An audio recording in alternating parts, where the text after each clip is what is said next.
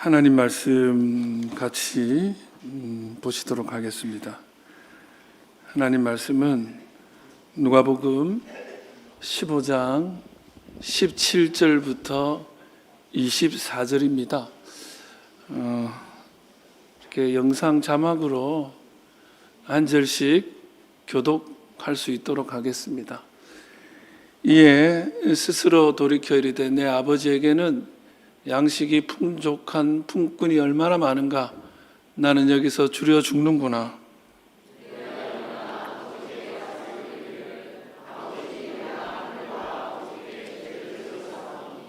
지금부터는 아버지의 아들이라 일컬음을 감당하지 못하겠나이다. 나를 품꾼의 하나로 보소서 하리라 하고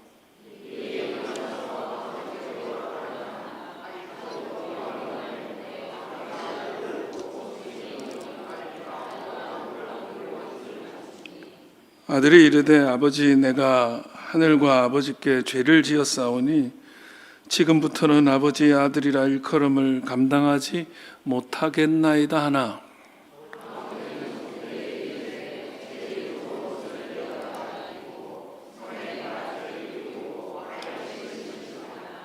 그리고 살진 송아지를 끌어다가 잡으라. 우리가 먹고 즐기자.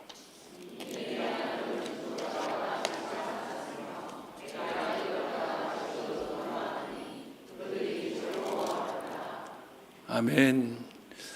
오늘은 우리 교회가 1년에 한 차례 이맘때 되면 예수사랑 큰 잔치라고 하는 이런 주제를 가지고 또 이웃분들 초청하고 또 가족들 초청하고 또 어르신들 중에 또 우리 교회 이렇게 자주 오시는 분들도 계신데 그분들 초청해서 하나님 사랑을 좀 나누는 그런 날입니다. 그래서 오늘은 주의 사랑에 물들다 이런 주제로 또 말씀도 나누고 오늘 하루를 함께 좀 여러분과 보내기를 원합니다. 지금 이 시간은 가족들과 함께 드리는 예배이라서 가족분들 이렇게 모시고 오신 분들 너무 감사드리고요. 정말 오래간만에 이 자리에 오신 분들 많으시거든요. 특히 요즘에 자녀들하고 같이 예배당을 찾지 못한 분들도 많았는데 오늘 보니까 그렇게 자녀들하고 많이 와주셨어요. 그리고 베트남으로 이렇게 직장 관계상 이렇게 가족들이 다 가셨는데 오늘 때문에 왔다라고 저는 믿고 베트남에서도 지금 어제 귀국해가지고 오늘 참여하신 분도 계시고 또 오늘 이렇게 저렇게 소식을 듣고 이 자리에 오신 분들 많이 계신데 여러분 정말 주의 사랑으로 환영하고 축복합니다. 우리 서로에게 한번 박수하실까요? 네. 너무 감사드립니다. 오늘 이 시간은 이렇게 가족들과 함께 드리는 예배고요.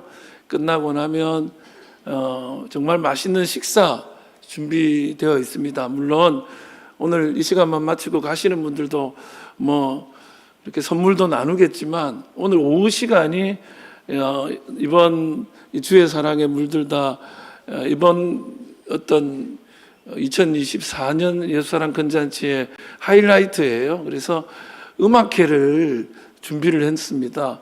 이번에 미국 카네기홀에서 공연하고 돌아온 어린이 합창단과 그리고 TV에도 많이 출연하는 가수분이 있는데 이분이 오셔서 또 공연도 하고 또 우리 교회에서 웰컴 연주회 웰컴 공연도 하는 시간을 1시 반부터 가지니까요. 식사하시고 좀 이렇게 차 마시고 하시다가 그 공연을 꼭 보셔야 좋을 것 같고요. 나중에 가실 때는 그냥 가지 마시고 선물도 다 좀 받아가시고 오후 시간에는 끝나고 또 좋은 선물이 또 따로 준비되어 있어요. 그래서 선물로 유혹하는 게 가장 여러분들 수준에 맞다 생각이 들어서 그 정도로 선물 안 주면 안 올 거라고 그래서 꼭 좀 남아주시면 제가 농담한 거 여러분 아시죠? 네. 오늘 저는 여러분과 좀 교회 안 다니신 분들도 계시고 다른 때는 안 오시다가 요 때만 오시는 분들도 계시다 보니까 그 좀 예수를 안 믿는 분들도 잘 알만한 내용으로 하는 이 시간 좀 말씀을 나누려고 해요. 소위 이제 탕자의 비유하는 내용이라서 한 번쯤은 들어보셨을 텐데, 종교개혁자 중에 마틴 루터라고 있습니다. 천주교, 그러니까 구교를 끝내고 개신교회가 시작된 것을 그 마틴 루터가 선포를 한 거죠. 이 마틴 루터가 그런 얘기를 했어요. 나는 이 신구약 성경 중에 다 없어지고 딱 한 장만 남아야 된다 그러면 이 누가복음 15장을 선택하겠다 그래요. 왜 그러냐? 이 누가복음 15장만 있으면 예수 그리스도의 복음을 정확하게 전달할 수 있기 때문이다. 이런 얘기를 할 정도로 누가복음 15장은 그 하나님이 우리를 향한 어떤 마음을 가지고 계신가를 정확하게 알 수 있는, 그래서 이런 양 비유 혹시 들어보셨어요? 99마리의 양을 두고 한 마리의 양을 찾아가는 목자의 이야기. 그리고 집에서 작은 동전 하나를 잃은 거예요. 근데 그 10개의 동전 중에 하나 잃었는데 그 하나를 찾겠다고 온 집을 다 뒤지더니 그거 하나 찾고 나서는 그 동전 하나와 비교할 수 없는 큰 잔치를 벌리는 그 스토리가 바로 우리가 읽은 이 본문 앞의 내용이고, 이어서 소위 탕자의 비유라고 많이들 알고 있는 그런 비유가 이어지고 있는 것이 이 누가복음 15장이에요. 이 안에는 정말 우리가 어떤 사랑을 받고 있는지를 잘 이렇게 느낄 수 있는 그런 말씀이라고 할까요? 렘브란트가 이제 이 탕자의 귀향이라는 그림을 그렸는데, 그걸 가지고 그 책을 쓴 분이 계세요. 이제 탕자의 귀향에 관련된 자막 주시면 돼요. 이제 관련되어 있는 그런 내용을 주셨는데, 제가 먼저 이게 탕자 할 때 이 탕자가 무슨 말이냐? 프로디글 선이거든요. 탕자 할 때 이 프로디글이라는 말이 탕진했다 이 소리예요. 요즘에 다 탕진한 거예요. 그래서 이거를 주제로 자막 넘겨주시고 이걸 주제로 이제 한 작가가 이제 책을 썼는데, 그 탕자의 귀향이라는 주제의 렘브란트의 그림을 가지고 아주 정말 감동적인 책을 쓰거든요. 근데 그 내용을 읽다가 보면, 야, 이게 이 본문 안에는 이 탕자가 말이죠, 부모님한테 유산을 먼저 상속받아가지고 외국으로 가서 그걸 다 탕진해버려요. 아버지가 물려준 유산을 먼저 이렇게 땡겨받은 거야. 그리고는 집을 가출해가지고 나가가지고 그걸 다 써버려. 탕진해버렸어. 그래서 이제 탕자라고 우리가 흔히 부르는데, 다 낭비한 거죠, 재산을. 근데 제가 이 책을 보면서 깨달은 게, 우리가 다 탕자 아닌가? 여러분 어떻게 생각하세요? 여러분은 인생을 낭비하지는 않으셨나요? 여러분은 시간을 낭비하지는 않으셨습니까? 혹은 재능을 낭비하지 않으셨어요? 저도 인생을 살다 보니까 요즘 많이 생각해요. 내가 좀 시간을 많이 낭비하고 살았구나. 인생을 좀 허비했구나. 제가 여기 장유에 서울에서 온 게 이제 15년 차 들어가거든요. 15년 동안 뭐 했나 이런 생각도 들고, 혹시 낭비한 건 아닌가? 이런 생각들도 합니다. 그런데 돌아보면 우리가 재능도 낭비한 것 같고 시간도 낭비한 것 같고 그런 생각을 하게 되더라고요. 여러분은 어떠세요? 우리가 낭비하지 않았나요? 그런데 이 오늘 성경을 자세히 보면 우리만 뭔가를 낭비한 게 아니라 이 하나님도 탕진하고 낭비한 분이다 하는 걸 깨닫게 돼요. 여기 보면 아버지의 모습이 나오는데, 그 아버지의 모습이 마치 하나님이 우리를 기다리시는 그런 모습인 거예요. 그 아버지의 모습을 탕부라고 하는 이름으로 어떤 분이 책을 썼어요. 보니까 세상에 하나님이야말로 낭비하신 분이다. 뭘 낭비했냐? 사랑을 낭비했고, 우리를 기다리느라고 하나님이 정말 시간을 낭비한 것 같고, 예. 이제 그런 스토리가 이 탕부라는 책에 나오고 있습니다. 저는 오늘 이 탕부라는 책을 좀 기초로 해서 여러분과 하나님이 어떤 마음으로 그 사랑을 정말 낭비하면서까지 우리와 함께 했는가를 좀 나눌 거예요. 스토리는 이런 거예요. 여러분 다 아시지만 어떤 사람이 아들이 둘이 있었어요. 근데 그 중에 둘째 아들이 어느 날 아버지한테 어차피 내 재산이니까 유산을 상속해달라고 하는 거예요. 여러분, 자식이 먼저 유산 달라고 하면 줘야 돼요, 말아야 돼요? 제정신인 분은 안 주는 겁니다. 죽을 때까지 주지 마십시오. 죽기 직전에 없는데 있는 척하고 죽으세요. 그러니까 뭔가 있는 듯 해야 잘해주는 거예요. 그래서 야, 숨겨놓은 논 하다가 말을 그만두세요. 그러면 잘해줘. 저거 내 거 될 건데. 이제 어쨌든 그렇게 하는 법이 아니야. 재산을 먼저 달라고 하는 게. 아버지 돌아가시는 것도 아닌데 말이야. 이 이스라엘은 더더욱이 그러는 거 아니에요. 이 나라가 이스라엘인데 아버지가 죽기 전에 재산을 내놓으라는 거는 말도 안 되는 거예요. 근데 이 아들이 한 번만 말했느냐? 아닌 것 같아. 오죽했으면 좋겠어요? 그러니까 막 가출한다 하고 막 아버지도 아니라 그러고 어차피 줄 건데 그러면서 막 덤비는 거죠. 요즘 자식들이 부모한테 그럴 때 있잖아요. 그러면서 때를 쓰고 데모를 하고 막 그러다가 단판을 지어가지고 결국 받아낸 거야. 그리고는 얼마 안 돼가지고 집을 떠나서 가출을 합니다. 자유를 찾아서. 왜 나갔을까요? 아버지랑 같이 사는데 아버지 잔소리 듣기 싫어. 예. 간섭하는 게 너무 싫어. 뭐 어쩌면 이제 목사 잔소리 없는 곳으로, 부모님이 잔소리 하지 않는 곳으로, 예수쟁이들이 예수 믿으라는 소리, 그 소리 안 들리는 곳으로 이렇게 가출한 거일 수도 있겠죠. 어쨌든 이 탕자는 나름의 독립선언이에요. 나 이제 아버지 없어도 살 수 있어. 화려한 매출을 하는 거죠. 아버지 입장에서는 섭섭했겠죠. 아니, 재산을 달라고 할 때 줬는데 그러면 옆에서 잘 사는 모습 보여줘야 되는데 그걸 가지고 나가? 섭섭했을 거예요. 그런데 그 섭섭한 마음을 가지고 있지만 그럼에도 불구하고 잘 살기를 바라겠죠. 그게 부모 마음 아니겠어요, 그죠? 그랬는데 이 아들이 날로 재산을 탕진하기 시작합니다. 그러다가 완전히 다 그냥 자기가 받은 유산을 다 날려먹은 거예요. 근데 거기다가 기근을 만난 거야. 가뭄이 든 거야. 먹을 게 없어요. 그러니까 먹을 때거리 걱정하게 되는 거야.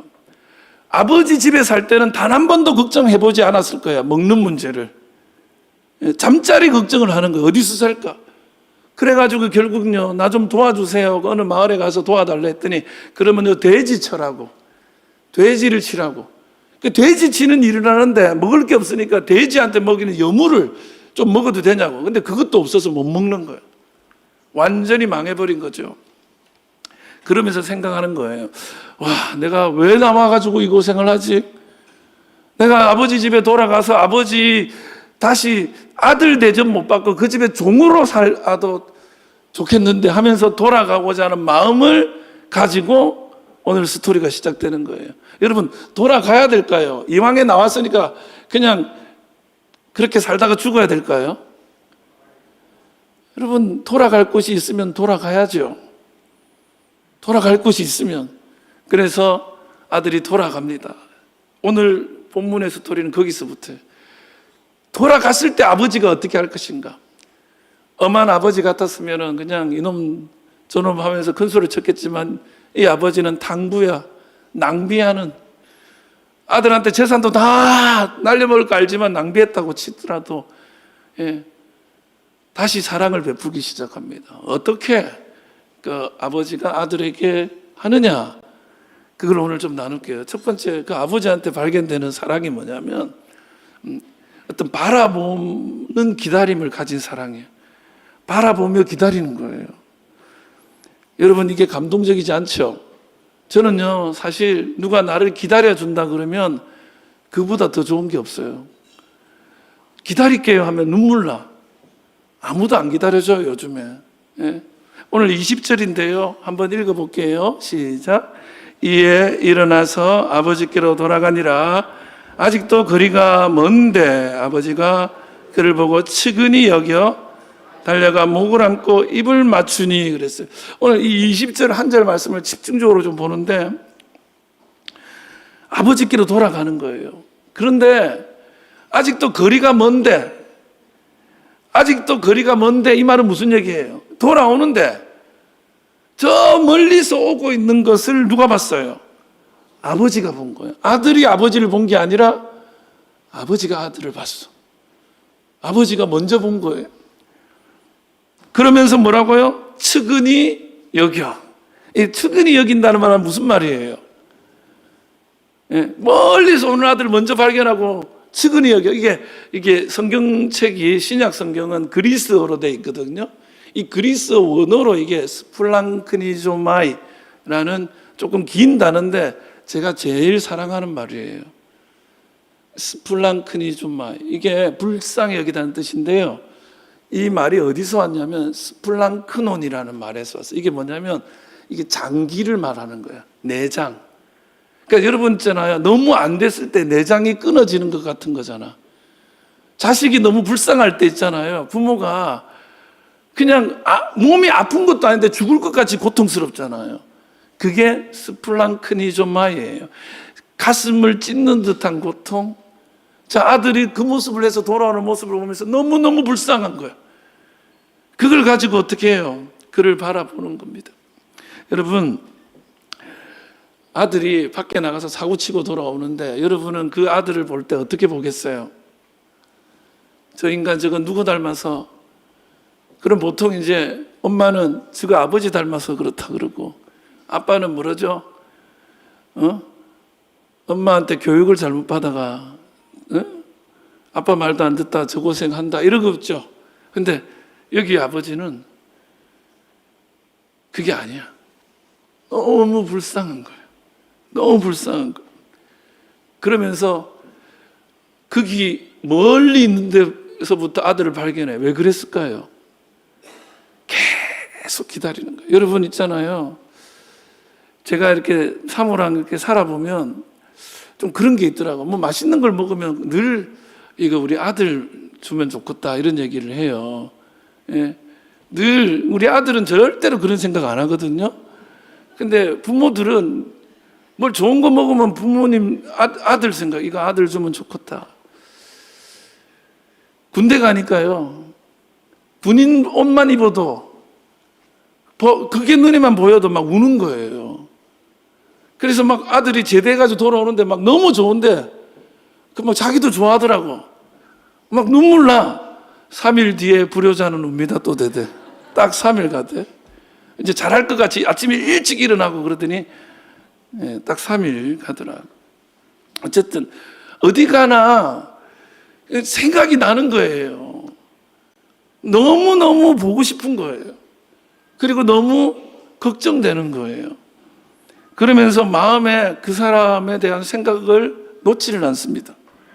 예, 놓지를 않아요. 저 사실은요, 오늘 이런 자리를 하면서 이제 생각하는 거예요. 그분이 오실려나. 너무 마음이 막 감정이 이렇게 왔다 갔다 하는 거예요. 그러다가 오늘 어떤 분을 봤어. 너무너무 마음이 울컥하는 거예요. 다 자기라고 생각하시면 돼요. 딱 봤는데 보자마자 막 눈물이 나려고. 그래서 오늘 저 가지고 이렇게 웃지를 못하겠어. 막 보니까 너무너무 좋은 거예요. 베트남에서 온 집사님 만나는데 너무 감동인 거예요. 오래간만에 누구 딸이 왔는데 보자마자 걔는 그렇게 생각 안 할 거거든요. 근데 저는 막 너무 좋아. 여러분 있잖아요. 성경에서 제가 제일 사랑하고 좋아하는 말씀이 있는데 한번 같이 읽어봐요. 이사야 30장 18절이에요. 자, 같이요. 시작. 그러나 하나님께서 기다리시나니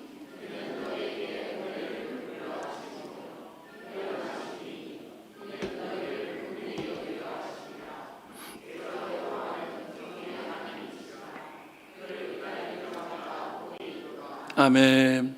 그러나 여호와께서 기다리시나니 은혜를 베풀려 함이라. 하나님이 기다린다는 거예요. 뭐를 기다리냐? 은혜 줄 날을 기다리는 거예요. 아버지가 뭘 기다렸겠어요? 집에 들어오기만 해라 다리 몽둥이를 부셔가지고 마 세리마 고마 세리마 그거를 기다린 게 아니라 집에만 오면은 전에 못 해줬던 따뜻한 밥도 해주고, 그때 사주려고 했다가 그냥 돈 조금 아깝다고 그거 안 해줬던 그거 해주고, 이런 마음으로 기다리는 거죠. 제가 이 기다리다는 말이 이제 구약 성경은 히브리어로 되어 있거든요. 이스라엘 말. 이게 뭐냐면 하카라는 히브리어인데, 이 하카라는 말은 열망하다는 뜻이에요. 뭐라고요? 그리고 뜻이 뭐냐면 대망하다, 자막이 없나 봐. 그래서 이게 그냥 기다리는 게 아니라 그거를 열망하는 거예요. 예. 아까 뭐 예를 들었으니까 죄송하지만, 제 아들한테는 죄송하지만, 군대 가고 나서부터 엄마는 가서 밥 한 그릇 해주는 날을 기다리는 거예요. 예. 예. 자기는 오면 밥 먹으러 갈래? 이러니까 햄버거. 햄버거. 와, 난 정말 그 수많은 음식을 햄버거가 뭐, 예. 너무너무 기다리는 거야. 내일 아침에 일어나서 맛있는 거 해줘야지. 예. 근데 이게 열망하는 하카라는 건데, 제가 사실 저를 누가 기다려준다는 말만 들어도 이렇게 좋아요. 여러분, 요즘에는 사람들이 대체가 돼요. 예. 사람들이 대체가 돼. 누가 나를 기다린다는 건 내가 그 사람한테 의미가 있다는 소리잖아요. 근데 이런 거야. 너 없어도 돼. 너 말고 다른 사람 많아. 그러면 안 기다리겠죠. 요즘에 직장도 그래요. 금방 그냥 다른 사람 갈아치워요. 요즘에는 AI가 내 자리를 대체할 수도 있어요. 예. 어떤 분은 그러더라고요. 목사님, 제가 가면 어디로 가는데 떠나면 누가 또 제 자리에 들어와서 목사님 제 생각 안 하겠죠? 안 그렇거든요. 저는 이렇게 늘 생각해요. 예. 근데 요즘 세상은 자꾸 있고 기억해주지 않고 기다려주지 않죠. 그냥 좋은 승용차가 달리듯이 그냥 나 내려주면 그냥 뒤도 안 돌아보고 가는 게 요즘 세상 같은데, 이 둘째 아들, 잘한 것도 하나도 없는 이 둘째 아들을 아버지가 기다리듯이 하나님이 저를 기다린 거예요. 제가 원래 이제 방송국 다녔거든요. MBC 방송국에서 상당한 기간을 지냈는데, 방송국 생활하면서 너무너무 신나고 재밌었어요. 방송 일도 재밌고요. 연예인들도 만나고, 또 밤이 되면 좋은 데를 많이 갔어요. 신나고 너무너무 재밌었어요. 교회 가는 거는 일주일에 한 번이지만 그렇게 지겹고 재미도 없었는데, 일하러 가는 게 그렇게 재밌더라고요. 그러면서 제가 하나님으로부터 많이 멀어졌는데, 어느 날 다시 하나님의 부르심 앞에 섰을 때 그 하나님의 마음을 알겠더라고. 자식이 가출했다가 다시 돌아올 때 부모 마음을 처음에 잘 모르잖아요. 근데 나중에 알게 돼요. 얼마나 기다렸는가. 여러분, 오늘도 오래간만에 오신 분들 계실 텐데 하나님이 여러분을 기다리고 계셨음을 기억하시기 바랍니다. 또 하나 뭐냐면, 그분의 사랑은 어떤 사랑이냐면 그런 거예요. 달려오는 자비함이 있어. 이 말에 의미가 있어요. 20절에 다시 보면, 이에 일어나서 아버지께로 돌아가니라. 아직도 거리가 먼데 아버지가 그를 보고 측은히 여겨 그 다음에 달려가. 목을 안고 입을 맞추니. 이 달려가라는 말의 원어는 뭐냐면 트레코라는 단어인데요, 서두르는 거예요. 그러니까 한시도 지체할 수 없는 상황에서 이 단어를 써요. 성경엔 전부 다 그렇게 써요. 그러니까 조금도 지체할 수 없을 때 있죠. 여러분, 어떤 때 그럴 때가 있어요? 정말 중요한 일일 때는 지체할 수 없잖아요. 그러니까 이 사람에게는 지금 다른 어떤 일보다 이 일이 제일 중요해. 그래서 조금도 주저하지 않고 조금도 지체하지 않고 막 서둘러서 가는 거예요, 아들한테. 근데 아들은 그러지 못하는 거예요. 아들은 달려오지 못하는 거예요. 왜 그럴까요? 왜 그럴까요? 여러분, 오늘 오래간만에 오신 분들은 어떤 마음으로 오세요? 교회 오는 게 세상 발걸음이 안 떨어지잖아요. 오늘 누구누구 남편분, 누구누구 자녀분, 막 한 발짝 또 다리를 뛰는데도 그렇게 힘들잖아요. 그죠? 아들의 마음은 그런 거였거든요. 아버지가 날 받아줄래나? 야, 너 호적에서 팠으니까 가. 이럴 것 같고, 또 무슨 낯짝으로 고개를 드냐는 거지. 교회를 다니시다가 한동안 교회 안 나오시는 분들 중에 그런 분이 있어요. 목사님, 부끄러워서 못 가겠어요. 그런 거거든. 그 마음이거든요. 그러니까 이게 교회에서 거리가 만약에 예를 들어서 뭐 10분 거리여도 오는데 1시간 같아. 못 오겠는 거예요. 이 아들의 마음이 그랬던 거예요. 그런데 웬걸요, 아버지는 보자마자 그냥 아들에게 달려가는 겁니다.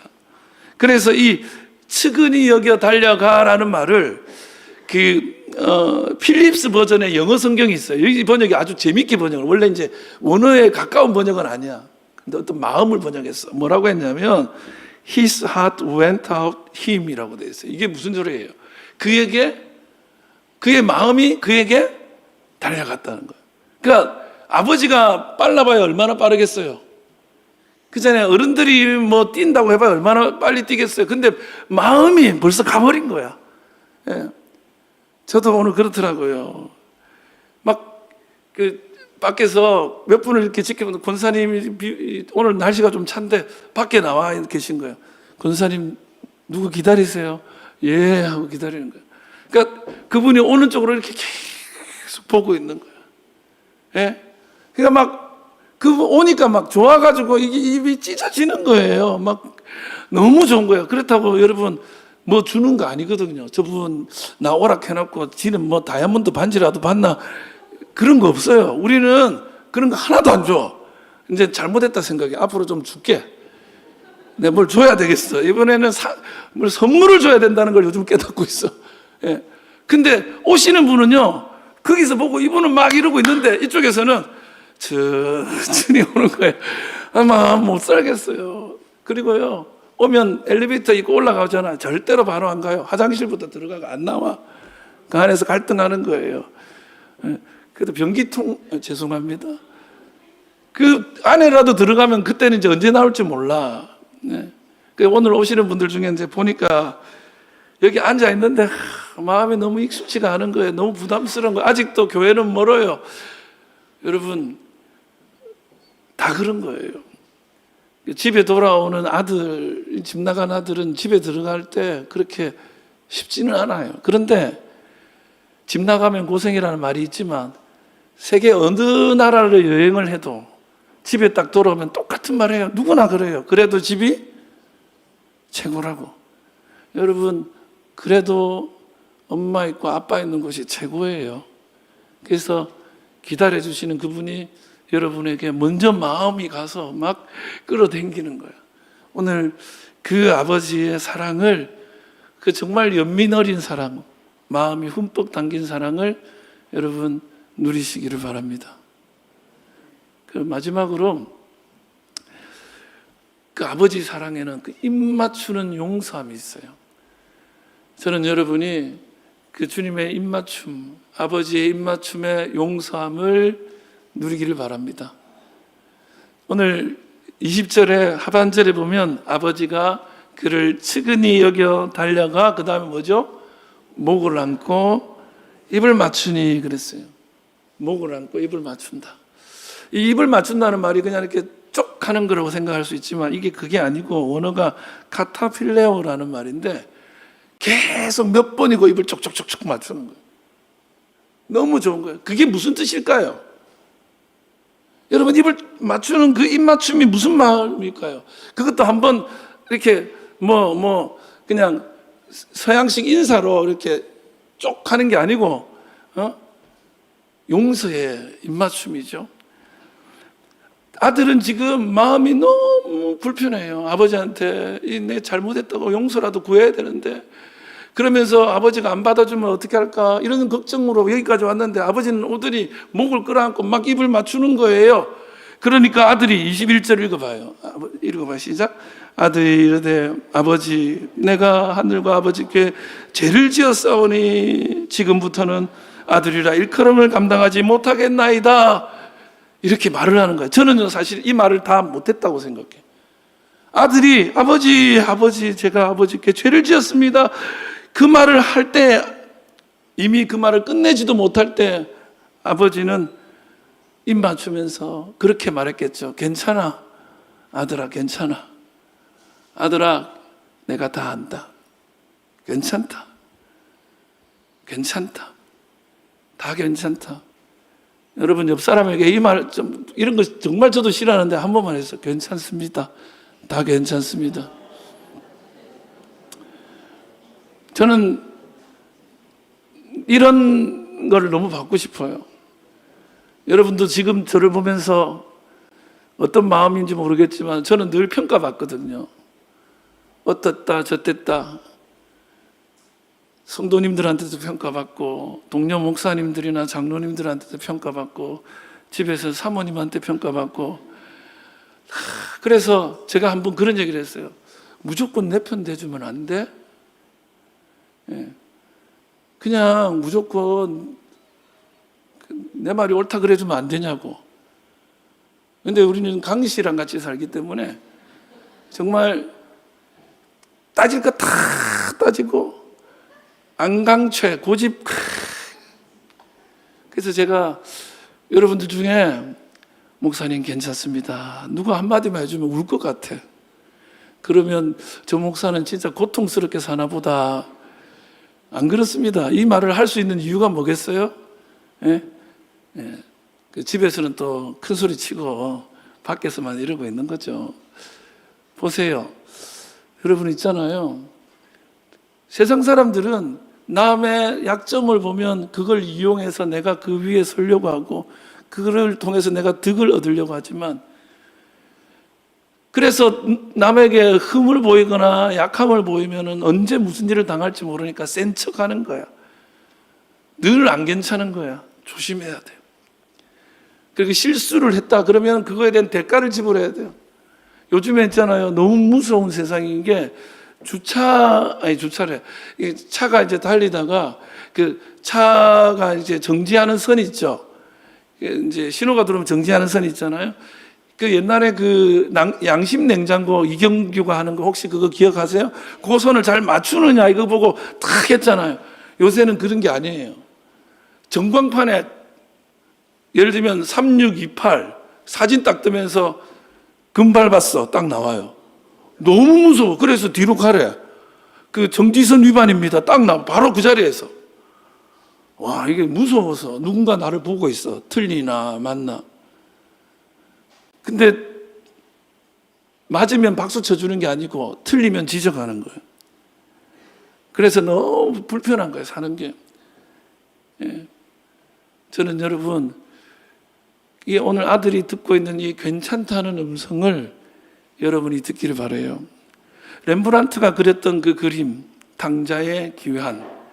이 당자의 귀환의 그림에 아들이 무릎을 꿇고 아버지 품에 얼굴을 푹 품고 있는데 아버지 손이 아들의 등을 만지고 있고 그 부분이 다른 데는 다 어두운데 밝게 빛나고 있죠. 그 빛나는 손, 그 손이 뭐라고 하고 있을까? 팍팍 때리면서 이놈의 자식. 그걸까요? 여러분, 누가 따뜻하게 만져주면 그거 안 좋아요? 그러면서 말하는 거죠. 괜찮다. 내가 다 안다. 여러분, 그 주님의 품이 여러분을 기다리고 있습니다. 말씀 마치려고 해요. 근데 제가 여기까지 끝나면 이 스토리가 용서받았구나. 그래, 하나님이란 분은 용서해야지. 근데 뭐 용서는 할 수 있죠. 근데 여기서 한 발 더 나가요. 아버지 사랑에는 회복의 은혜, 새 삶을 위한 회복함을 주시는 은혜가 있는 거예요. 그저 용서해줬다, 이제 잘못하지 마라가 아니에요. 더 나아가요. 성경에 22절에 이런 말씀이 나와요. 아버지는 종들에게 이르되 제일 좋은 옷을 내어다가 입히고 손을 가락지를 끼우고 발에 신을 신기라 그런 거예요. 제일 좋은 옷을 입히고, 가락지는 뭐냐면 아들의 권한을 상징하는 거예요. 이 집의 아들이야. 그래서 다시 그 집 나가기 전에 아들의 권한을 그대로 주는 거죠. 그러면서 24절에 이렇게 말합니다. 이 아들은 죽었다가 다시 살아났으며 내가 잃었다가 다시 얻었노라 하니 그들이 즐거워하더라. 여러분, 잃었다가 다시 얻은 아들이고 딸이고, 그냥 괜찮은 정도가 아니라 다시 원래의 그 자격으로 회복시키시는, 좋은 옷을 입히시고 가락지를 끼우시는 그 사랑이 하나님 사랑입니다. 내가 세상에 살면서 어떤 분은 그래요. 목사님, 저는 하도 술을 많이 먹고 담배를 많이 피워서 교회 못 가겠어요. 괜찮다는 거예요. 괜찮다. 그런 게 중요한 게 아니다는 거예요. 우리 아들이 공부를 잘해서 제가 사랑하는 게 아니거든요. 공부 잘합니다. 공부 잘해요. 그런데 그냥 아들이라서 사랑하는 거예요. 딸이 있으면 더 사랑했을 거예요. 딸이 없어. 그냥 괜찮다는 거예요. 조금 못했는데 아들이 막 우울해. 나는 괜찮은데 본인이 막 못 견뎌하는 거예요. 근데 어떤 분들이 그것 때문에 힘들어해요. 그래서 아버지 집에 못 가요. 나 이 모양 이 꼴로 못 간다. 여러분, 이 사랑을 받으려면 돌아가야 되는 거예요. 그저 아버지가 어떻게 해줄지 모르니까 내 이 꼴로 못 간다, 자존심 상해서라도 못 간다는 분들이 있는데, 오늘 본문에 우리가 읽지 않았지만 이 아들은 돌이킵니다. 스스로. 그러면서 일어나서 아버지께로 돌아가자. 아버지께 돌아와요. 여러분, 주님께 돌아오면 주님이 안으십니다. 제가 좋아하는 찬양이 하나 있는데 그런 찬양이에요. 마치 이 감동으로 쓴 건데 말이죠. 어떤 아주 큰 부자가 있었어요. 이 큰 부자가, 그러니까 아들이 사막을 여행을 하다가 조난을 당한 거예요. 그래서 아들을 잃어버린 거예요. 아버지가 백방으로 아들을 찾으려고 아무리 애를 써도 아들을 찾을 수가 없었습니다. 여러 가지 방법을 동원했어요. 못 찾았어요. 그리고는 이 아버지가 소위 전단지, 우리가 찌라시라고 하는 걸 만들어 가지고 온 사막에 다 뿌립니다. 우리 아들 좀 찾게 해달라. 근데 그 아들이 결국 발견이 됩니다. 발견이 돼요. 근데 그 손에 그 전단지를 꼭 쥐고 있는 거예요. 그 전단지에 뭐라고 돼 있냐면, 아들아, 아빠는 아들을 사랑한다. 절대로 포기하지 않을 거다. 그 아들이 요걸 붙잡고 있으니까 포기가 안 되는 거예요. 아버지가 나를 꼭 찾고 말 거다. 안 그래서 미리 죽었을 거예요. 여러분, 우리가 돌아가면 용서해 주시고 받아주시고 기다려 주시는 분이 계시다고 믿는다면 돌아갈 수 있죠. 그래서 찬송가가, 그런 찬송가가 있는 거예요. 273장 찬송가인데 제가 이 찬송가를 너무너무 좋아해서 오늘 1절, 2절만 이렇게 같이 한번 불러보고 제가 기도할게요.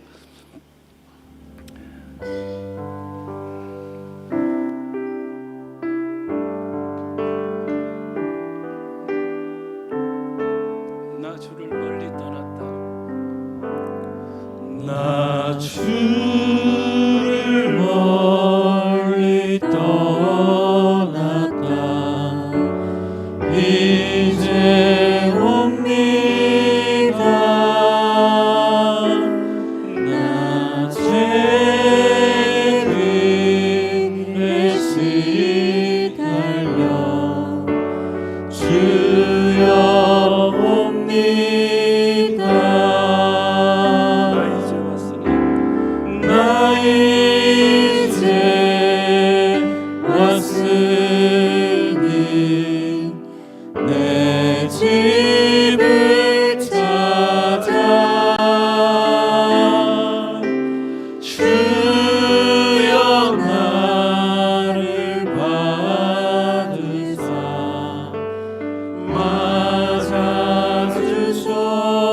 그 귀한 세월 귀한 세월 보내고 이제 옵니다. 나는 뉘우치는 눈물로 주여 옵니다. 나 이제 왔으니 나 이제 왔으니 내 집을 찾아 주여 나를 받으사 맞아 주소서. 나 이제 왔으니 나 이제 왔으니 내 집을 찾아 주여 나를 받으사 맞아 우리 한 번만 더 해봅시다. 주소서. 나 이제 왔으니 나 이제 왔으니 내 집을 찾아 주여 나를 받으사 맞아 주소서. 기도하겠습니다.